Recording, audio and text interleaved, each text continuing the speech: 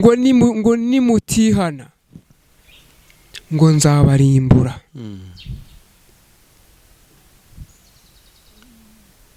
Ndangije kubona ayo magambo ndayasoma yanditseho ngo ndaje nimutihana nzabarimbura.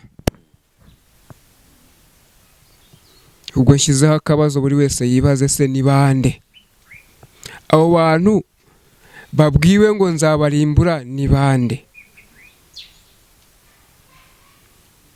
Aho hantu hari abagabo, hari abagore, hari abasore n'inkumi, hari n'abana, hari rubanda ruciriritse, hari n'urukomeye, yewe hari n'abayobozi b'amatorero cyangwa se amadini, ndabivuga gutyo. Abo bantu babwiwe ni bande ngo nimutihana ndaje mbarimbure? Ni abari aho ngaho bose. Abantu bari aho ngaho nta kindi cyari kibazanye. Hari abari baje kubatizwa, hari n'abaje mu materaniro, ko abantu batizwa habaye iki? Amateraniro. Harimo n'abagize gute? N'abayayoboye.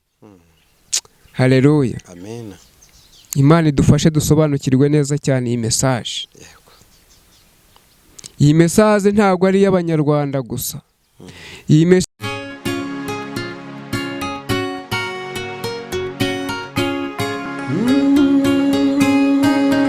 Emana we, Yesu we, ingoma yawe ni amamare.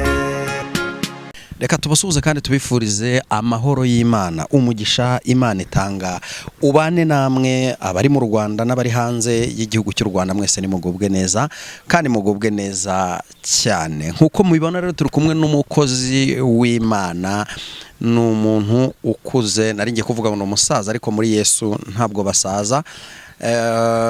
Umugabo umwe ari mu Bisiraheli yaravuze ngo uko narwanaga kera ngatabarukana insinzi n'uyu munsi niko ngirwana. Birumvikana ko rero muri Kristo tuguma turi abasore. Reka tumusuhuze. Uraho neza? Muraho neza. Yegereze mikoro neza nta kibazo nkuko nyifashe. Yesu nashimwe. Yesu nahabwa icyubahiro. Amina. Amen. Imana y'amahoro ihabwa icyubahiro. Iyi televiziyo turiho yitwa Imana Irahari TV. Yego. Turakwakiriye. Natwe turabishimiye kuza. Reka ngusabe kugira ngo usuhuze abantu badukurikiye, batangiye kwibaza ngo umuntu batumiye, umuntu bari kuganira ninde. Uravuga amazina yawe nurangiza uhere kunasenga Imana kugira ngo dukunde dukomeze. Murakoze. Reka mbanze mbasuhuze mu izina ry'Umwami wacu Yesu Kristo. Yesu nashimwe bene data, nshuti z'umusaraba kandi bakunzi b'ijambo ry'Imana.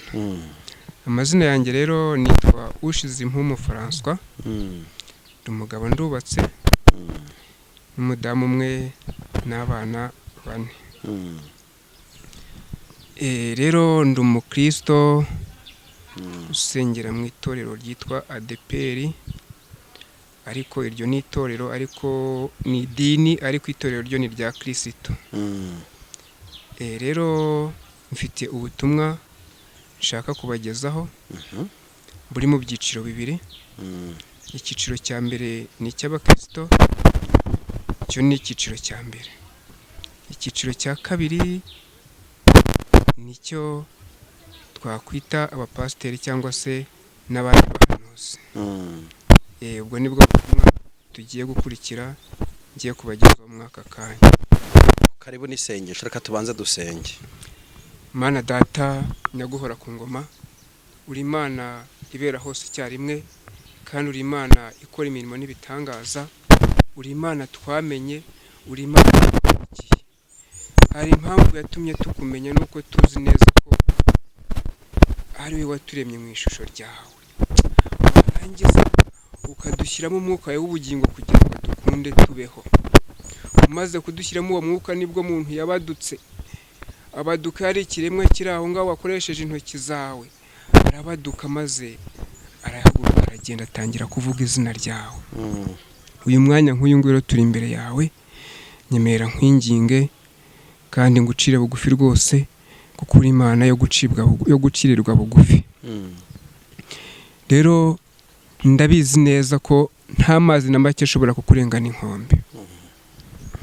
Niyo mpamvu natwe tukwiringiye, natwe tukwiyambaje isaha ngo wongere uhindukirire abantu bawe, wo kubatera umugongo, ahubwo ubahindukire amaso yawe wongere uyabahangeho, nabo kandi ubaha imbaraga zo kuguhangaho, kuko uri Imana yo kwizerwa. Uko abagiye ubana na ba sogokuruza bacu mu gihugu cya Egiputa, ndetse ukabambuka bakure, ukabambutsa inyanja itukura, ukabana nabo mu butayu, ukabatungisha amano, hanyuma ukabambutsa Yorodani, ukabageza i Kanani.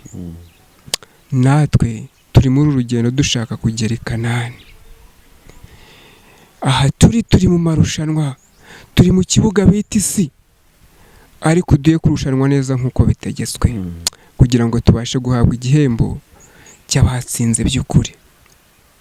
Rero turi hano imbere yawe dusengeye uru Rwanda rwacu, dusengeye abayobozi bacu, abayobozi ba leta, abayobozi b'amatorero, abayobozi b'amadini atandukanye, bose turabasengeye mu izina ryawe. Dusengeye abakozi bawe bose mu mpande zitandukanye z'uru Rwanda. Ntabwo twakwibagirwa ibihugu duturanye, ntabwo twakwibagirwa iyi si iyi Afurika yacu dutuyemo, nta nubwo twakwibagirwa isi yacu waduhaye, yuzuye ibibazo, yuzuye intambara, yuzuye amahane, yuzuye inzara, yuzuye imiborogo, ariko ibi byose nta wundi wabihosha uretse wowe wenyine. Tukiri imbere yawe turakwinginze ngo usuke umwuka wawe wera ku bantu wiremeye. Bakeneye imbaraga z'umwuka wera, bakeneye imbaraga zivuye mu ijuru, zibasukeho, zibagereho, kandi bagukorere nk'uko bikwiriye. Urakoze Mana, urakoze uko ubyumvise. Tugisenga nyemera tubohoze kino kirere, tugisenga nyemera tubohoze kino kirere. Imbaraga mbi zose turazicecekesheje mu izina rya Yesu Kristo. Imyuka mibi y'abarozi yose turayicecekesheje mu izina rya Yesu Kristo. Imyuka mibi y'abarangi yose turayicecekesheje mu izina rya Yesu Kristo. Imbaraga zivuye mu ijuru, imbaraga zivuye mu ijuru, izo nizo duhamagaye aka kanya, nizo duhamagaye ngo zimanuke, ngo ize zigote hano hantu havugirwa izina ryawe Mana. Hano hantu hari abakozi batandukanye bavuga izina ryawe, ariko nyaguhora ku ngoma. Izi mbaraga zihari z'imbi turitesheje bugufi, turazirukanye mu izina rya Yesu. Imbaraga z'umwijima zose zihunge. Iki kirere turakibohoje, iki kirere turakibohoje. Nikigendagendemo imbaraga zawe, nikigendagendemo imbaraga zawe. Igihe kimwe umugaragu wawe Eliya ngo yari afashe urugendo rurerure yinjira mu buvumo bw'i Horebu, ngo agezeyo ngo inkuba zirakubita, ngo imiyaga irahuha, ngo imirabyo irarabya, ngo ndetse ngo n'ibishyi, ndetse ngo isi isadukamo kabiri. Ngo ariko ngo ntago wari uri muri byo, ngo ntago wari uri muri byo. Nyuma yabyo amenya ngo yumva akayaga gatuje karahushye kaza kagana aho ari, ngo amenya yuko ugiye gutambuka aho hantu. Ngo arangije arasohoka ahagarara imbere y'ubuvumo. Ngo akimara kubuhagarara imbere, ngo yumva ijwi rimuhamagara ngo Eliya we, Eliya we, urakora iki aho ngaho? Nawe aravuga ngo nagize ishyaka ry'umurimo wawe, ngo abahanuzi ba Bali bose n'abishe n'abarangije, ndetse ngo n'abahanuzi be bose ngo barabishe ngo barabarangiza, ngo rero nanjye wari usigaye barangenza. Amen. Haleluya. Uwiteka ijwi rye riramubwira ngo hari abandi bantu 7,000 batapfukamiye Bayali muri Isiraheli. Natwe muri iki gihugu nubwo bimeze gutyo, hari abandi bantu batapfukamiye Bayali cyangwa ibigirwamana. Girira abo ngabo rero, maze uhembure umurimo wawe, uhembure itorero ryawe. Urakoze rero kuko ubyumvise, kandi urakoze uko ubikoze. Ni mu izina ry'Umwami wacu Yesu Kristo tubisabye tubyizeye, amen. Reka tugushimire uduhaye isengesho ryiza, Imana amahoro guha umugisha. Reka rero tuguha umwanya ugembere utugezeho message Imana yaguhaye kutugezaho. Karibu. Murakoze. Mu by'ukuri nababwiye ko mfite message iri mu byiciro bibiri. Rero ndabanza mpere ku cyiciro cya mbere cy'abakristo, uko umuntu umuyobozi ari uko yabanje kuba umukristo. twihuse uranyemerera yego Bibiliya ndayifite yego ugiye kudusomera mu butumwa bwiza bwa Yesu Kristo uko bwanditswe na Mariko. Uradusomera ku gice cyaho cya mbere uhereye ku murongo waho wa mbere ugeze ku wa 8. Urajya udusomera nsubiramo. Reka dusome ubutumwa bwiza bwanditswe na Mariko igice cyaho cya mbere duherera ku murongo wa kangahe? Ku murongo wa mbere. Yego tugeze igice cya mbere umurongo wa mbere tugeze ku wa 8. Reka dusome mu izina rya Yesu Kristo. Itangiriro ry'ubutumwa bwiza. Ngo itangiriro ry'ubutumwa bwiza bwa Kristo. Bwa Kristo. Umwana w'Imana. Umwana w'Imana ntabwo ari umwana w'abantu, n'umwana w'Imana nyiri biremwa. Nkuko byanditswe n'umuhanuzi Yesaya ngo. Nkuko byanditswe n'umuhanuzi Yesaya ngo. Nuko ndenda gutuma integuza. Ngo nuko ndenda gutuma integuza yanjye mbere yawe. Yanjye mbere yawe. Izatunganya inzira yawe. Izatunganya inzira yawe. Ijwi ry'urangururira mu butayu ati. Ijwi ry'urangurira mu butayu ati. Nimutunganye inzira y'Uwiteka mugorore inzira ze. Nimutunganye inzira z'Uwiteka mugorore inzira ze. Niko Yohana yaje abatiriza mu butayu. Niko Yohana yaje abatiriza mu butayu. Abwiriza abantu iby'umubatizo. Abwiriza abantu iby'umubatizo. Wo kwihana ngo bababarirwe ibyaha. Wo kwihana ngo babarirwe ibyaha. Abatuye mu gihugu cy'Iyudaya. Abatuye mu gihugu cy'Iyudaya. N'ab'i Yerusalemu bose. N'ab'i Yerusalemu bose n'impande enye zose zitandukanye z'isi. Barahaguruka baramusanga. Barahaguruka baramusanga. Ababatiriza mu ruzi Yorodani. Ababatiriza mu ruzi Yorodani. Bavuga ibyaha bakoze. Bavuga ibyaha bakoze. Yohana yari yambaye umwambaro w'ubwoya bw'ingamiya. Yohana uwo yari yambaye umwambaro w'ubwoya bw'ingamiya. Abukenyeje umushumi. Awukenyeje umushumi. Ibyo kurya bye byari inzige n'ubuki bw'ubuhura. Ibyo kurya bye byari inzige n'ubuki bw'ubuhura. Yabwirizaga avuga ati. Undusha ubushobozi azaza. Undusha ubushobozi azaza. Hanyuma yanjye. Ntibikwiriye kunama ngo mfundure udushumi tw'inkweto ze. Ntibikwiriye kunama ngo mfundure udushumi tw'inkweto ze. Muri njyeho ndabatirisha amazi. Njyeweho ndabatirisha amazi. Ariko wowe azabatirisha umwuka wera. Ariko wowe azabatirisha umwuka wera. Mwakire neza ijambo ry'Imana. Amina. Amen. Haleluya. Amina. Yego. Reka ndase ku ntego rero y'ijambo tumaze gusoma. Twatangiye twumva inkuru z'umugabo witwa Yohana. Uyu Yohana ntago ari Yohana intumwa. Ni Yohana umubatiza, akaba umuhungu w'umugabo witwa Zakariya. Uwo niwe wari integuza ya Yesu Kristo. Niwe yaje aze guteguriza rero. Amena. Yohana uwo nguwo yabatizaga abantu mu ruzi Yorodani. Ariko akabatiza umubatizo bitaga uwo kwisubiraho ako kanya. Uwo muntu Yohana yatubwiye ngo nta nubwo yabasha gupfundura udushumi tw'inkweto ze. Nuko ntibyashoboka ko umugara agapfundura inkweto za shebuja.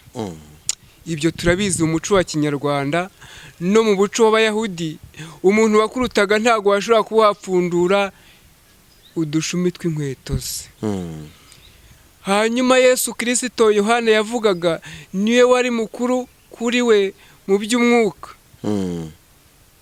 Haleluya. Amina. Imana yacu tugire neza cyane kandi iduye gusobanukirwa iby'iri jambo. Hanyuma rero Yohana amaze kukwigisha abantu ngo igihe kiragera Yesu Kristo aramusanga nawe aramubatiza. Ariko Yesu Kristo akiza kuri Yohani ngo amubatize, Yohana aramumenya amenya yuko ari we yavuze. Niwe yavuze, yari ari mu mwuka. Akimara kumenya neza ko ari we wavuze, ari we yavuze, aravuga ngo ntago bikwiriye ko ari njye nkubatiza, ngo ahubwo niwe wakabaye umbatiza. Dutega amatwi neza aha hantu, ngo niwe wakabaye agira gute amubatiza. Hanyuma Yesu Kristo abwira Yohani ngo bikore kugira ngo dusoze gukiranuka kose. Amina. Tugomba kubatizwa umubatizo wo kwihana kugira ngo dusoze gukiranuka kose. Yego, dukureho gukiranirwa, dukureho gukiranirwa, udushireho gukiranuka. Rero iyo tumaze kubatizwa uwo mubatizo tuba dutangiye urundi rugendo. Tuba tuvuye mu byaha, ariko tuba tutaritwa abana b'Imana. Yego. Haleluya. Twitwa abana b'Imana iyo byagenze biti. Twitwa abana b'Imana iyo twamaze kubatizwa umubatizo Yohana yavuze. Yarawuhanuye aravuga ngo inyuma yanjye hari ugiye kuza, ngo uwo ngo abatirisha ngo umwuka wera. Haleluya. Amina. Dusobanukirwe iyi mibatizo yombi. Hari umubatizo wo kwihana ibyaha, ari wo mu mazi. Hari n'umubatizo tubatizwa tukitwa abana b'Imana. Haleluya. Amina. Nshuti z'umusaraba, ndifuza yuko uhereye umunsi twabatizwa umubatizo wo kwitwa abana b'Imana, tugatandukana no kwitwa abantu b'Imana. Dusubiye inyuma gatoya mu gitabo cy'Itangiriro hari abantu b'Imana hakaba n'abana b'Imana. Abantu b'Imana ngo bagiye umugambi wo kubaka umunara w'i Babeli.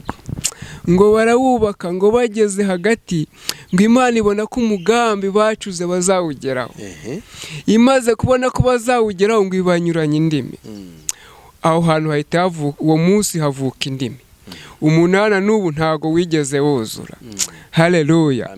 Rero ndashaka ko twebwe ibyo turi kubaka cyangwa se ibyo twatangiye kubaka bitamera nk'iby'abantu b'Imana, ahubwo ibi by'abana b'Imana nyirizina. Yego.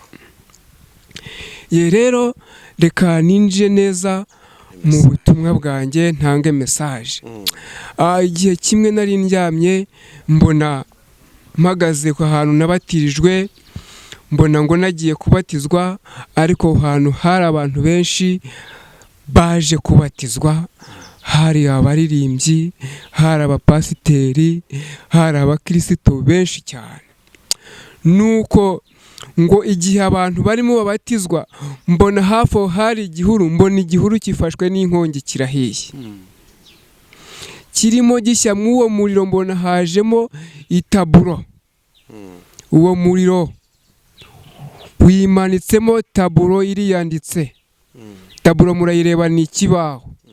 Nawe reba ubonye ikibaho kiri mu muriro, utangira kwibaza ese habaye biki? Nanjye ntangira kwibaza ibintu bibaye aho ngaho narindi kuwo mubatizo. Nuko nkibyibaza ntangira guterura ndasenga cyane.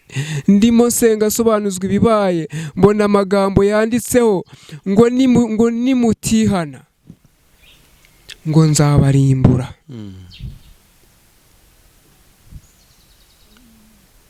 Ndangije kubona ayo magambo ndayasoma, yanditseho ngo ndaje nimutihana nzabarimbura. Ubwo nshyizeho akabazo buri wese yibaze, se ni bande abo bantu babwiwe ngo nzabarimbura? Ni bande? Aho hantu hari abagabo, hari abagore, hari abasore n'inkumi, hari n'abana, hari rubanda ruciriritse, hari n'urukomeye, yewe hari n'abayobozi b'amatorero cyangwa se amadini, ndabivuga gutyo.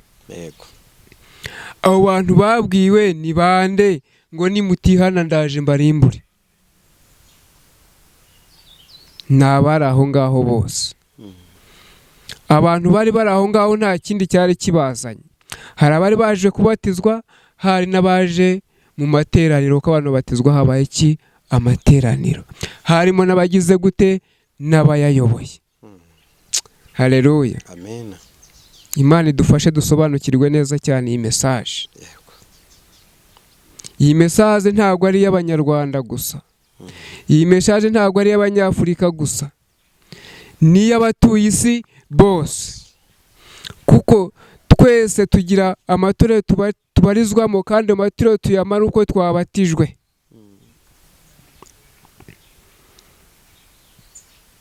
Nimutihana nzabarimbura. Rero bakristo bavandimwe muri kumva iri jambo, ni mwebwe mubwirwa aka kanya. Abagiye kumva iri jambo, abumvise ubutumwa, ni mwebwe muri kubwirwa aka kanya. Nimutihana Imana izabarimbura. Ariko nitwihana ntago Imana izaturimbura. Uriya dukomeje gato, Pawulo we yanditse amagambo akomeye mu butumwa, mu rwandiko yandikiye Timoteyo, ntago turi buhasome. Abwira yandikira Timoteyo ngo ibi ngibi ngo nkumenyesheje, ngo nawe uzabibwire abandi bantu bo kwizerwa. Haleluya. Ngo uzabibwire abandi bantu bo kwizerwa. Kuki yavuze abo kwizerwa rero? Nuko namwe muri kumva ibi bintu, nuko muri abo kwizerwa. Ahubwo mwihane. Mwihane, mureke ingeso mbi murimo, mureke ibyo murimo, mwihane ibyaha byanyu kugira ngo mubabarirwe. Hanyuma akomeza avuga ati, aramubwira ngo nta wakwishyira mu by'ubu bugingo ngo azaba akinejeje uwamwandikiye ubusirikare bwe. Haleluya. Amina. Akomeza andi magambo, arakomeza hepfo aravuga ngo nta wajya mu marushanwa ngo ahabwe igihembo atarushanwa nk'uko bitegetswe. Haleluya. Amen. Ndagira ngo ntangaze ko turi mu marushanwa hano, kandi mu marushanwa turimo twese dutegereje ibihembo umwami wacu azaduhemba. Uwo nta wundi rero ni Yesu Kristo, wa wundi Yohana yavuze. Amina. Haleluya. Kuko ajya gusubira mu ijuru yaravuze ngo ndagiye, ngo ariko ngo nzawuheza umufasha wacu. Uwo nguwo ngo niwe uzabigisha ibyo nababwiye, ngo ndetse n'ibyo ntababwiye. Abantu b'Imana bifuze kwakira umwuka wera. Haleluya. Amina. Umwuka wera utugereho mu izina rya Yesu. Yesu turakunda. Haleluya. Amina. Haleluya. Amina. Hanyuma rero twasenze dusaba ngo umwuka wera amanuke agere ku bantu b'Imana, ku bana b'Imana. Yego. Haleluya. Amina. Reka dukomeze mbabwire ukuntu turi mu marushanwa hano ku isi. Yego. Umuntu aravuka, ntawe uzi uko akura. Dukora byinshi bitandukanye, igihe kikagera tugahanagurika tugashiraho, hakaza abandi. Ibyo dukora, aho tugenda niho turi mu marushanwa. Amarushanwa turimo ntabwo ari amakipe ahanganye, oya da, ahubwo turi kurushanwa n'umwanzi Satani udutega imitego itandukanye. We arahanira kudutsinda kugira ngo atwambure ikamba twagenewe, ahanira kudutsinda kugira ngo atwambure ubugingo twagenewe, arahanira kudukuraho umwuka w'Imana uri muri twebwe. Uwo nguwo arahanira kudukuraho. iyo awudukuyeho tuba dutsinzwe, iyo awudukuyeho tuba dutsinzwe nawe. Ariko iyo duhagaze neza tukagumana umwuka w'Imana, tukaguma mu nzira neza, natwe tuba tumutsinze igitego. Haleluya. Rero hari umuntu watwandikiye, hari umwami watwambitse imyenda y'igisirikare cye. Uwo nguwo ni Yesu Kristo. Niwe tugomba kunezeza, niwe tugomba gukorera. Reka dushyire mu basirikare ba hano mu iyi si. Umusirikare ahabwa inshingano ndetse agahabwa n'ubuhere mboneragihugu, aba afite amabwiriza n'amategeko agomba kugenderaho, ntabwo agomba kuyarengaho. Natwe rero dufite ibyo twahawe tutagomba kurengaho. Urengaho gatoya uba utsinzwe, uteshwa gatoya uba utsinzwe. Rero bantu b'Imana, inshuti z'umusaraba, icyo mbifurije aka kanya, icyo mbifurije ni uko muba abana b'Imana. Umwana muri ya mwana iyo ari mu rugo ntacyo abura. Mu rugo kwa data hari ibintu byinshi, mu rugo kwa data hari ibyo kurya, mu rugo kwa data hari ibyo kwambara, mu rugo kwa data hariyo byose. Yesu Kristo nibyo yagiye kudutegura kandi tuzabibona nitugerayo. Ariko tuzagerayo ari uko twarushanijwe nk'uko bitegetswe. Uwavuye mu nzira nasubire mu nzira ze. Uwakoraga ibyo gukiranuka nakora ibyo gukiranuka. Kandi ijambo ry'Imana rirambwira ngo uwanduye nagumye yandure, kandi uwera nagumye yere. Ariko haracyariho akanya k'imbabazi.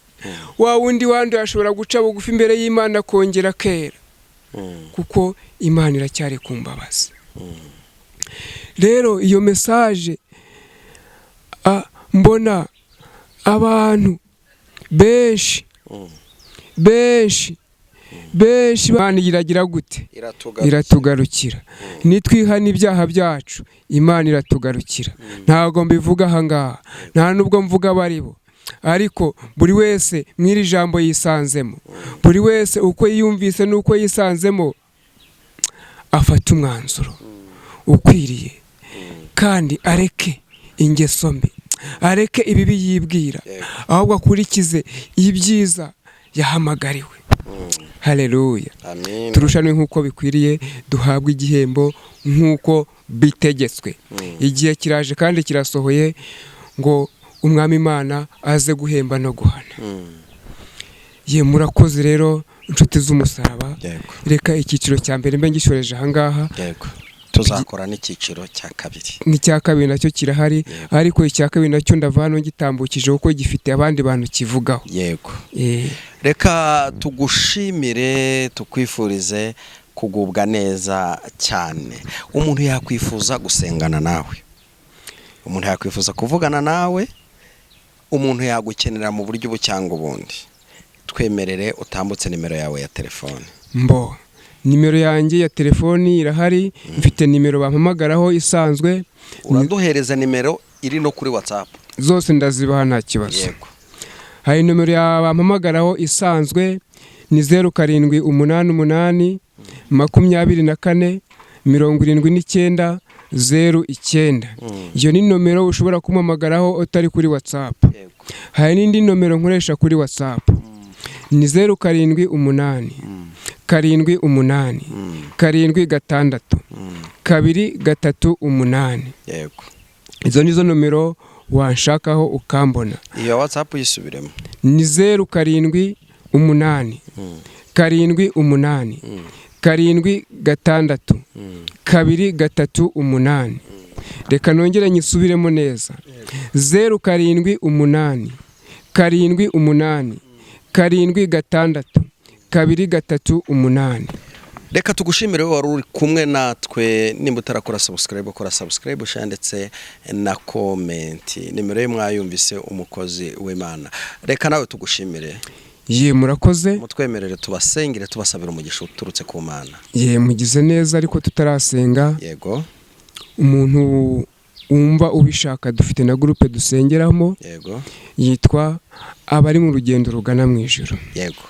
iyo groupe ni isanzwe ikorera mu ngo cyangwa niri online? Dufite aho dukorera mu ngo, dushatse uraduhamagara, iri na online. Yego, abakenera ibindi bisobanuro baguhamagara kwa zira nimero za telefone ukabasha kubasobanurira. Mwakoze cyane kubana natwe. Data mu izina rya Yesu Kristo turagushimiye, tugushimiye yuko watwoherereje umukozi wawe tukabana mu ijambo ry'Imana. Tumusabe umugisha rero, umugisha y'uburyo n'ibumoso, umugisha mu buryo busanzwe n'umugisha mu buryo bw'umwuka. Mukomereze imbaraga kandi amaboko ye uyagure cyane. Umwuka wera uri muri we ukomeze kuganza. Kiruta byose ukomeze kutwigisha kwanga icyaha n'igisa nacyo, kugira ngo tuzaraganwe ubugingo buhoraho na Kristo Yesu ubwo azabaje kutwara itorero rye rigera. Ngaho muhe umugisha, umurindire mu rugendo ari bukore, kandi Data mwiza tuzongere guhura dushima imirimo n'ibitangaza wakoze. Bisabye nizeye mu izina rya Yesu Kristo. Amen. Amina.